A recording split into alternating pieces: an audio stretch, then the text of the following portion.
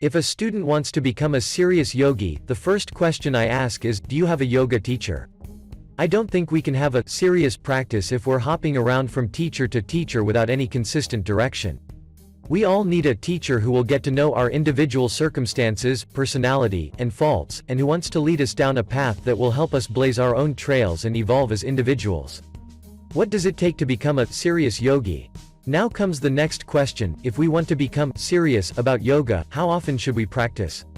Before we had children, my wife Nikki Doan and I sometimes practiced for 6 hours a day. I realize this is rather extreme.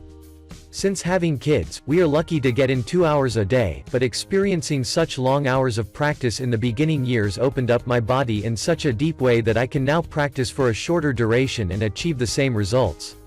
Whatever a student is interested in under the umbrella of yoga, pranayama, asana, chanting, kriyas, meditation, I would encourage that student to practice daily, or at least on a regular basis. In his book Outliers, Malcolm Gladwell cites a theory that it takes 10,000 hours of practice to become an expert in anything.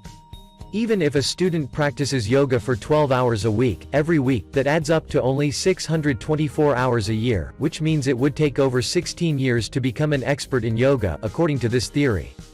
Personally, I have been practicing for over 32 years and most of the time I still feel like a beginner. Define your personal goals. Whether you are striving to master more advanced poses or just starting out in your practice, my best advice would be, do as much yoga as you need to fill your heart. Everybody has a different requirement. I know people who are very happy practicing yoga for 3 minutes a day. That wouldn't really work for me, but I don't chastise them for that. Some people are born yogis, others take an entire lifetime to get there. It can take years to master even a single pose. When we try to put the body in positions it isn't ready for, it sets us up for injury.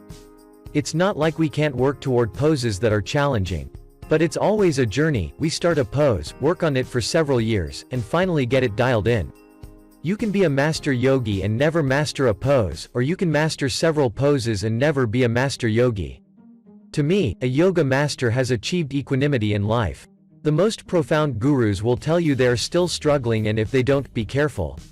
It's those who say they've achieved enlightenment that I'm wary of.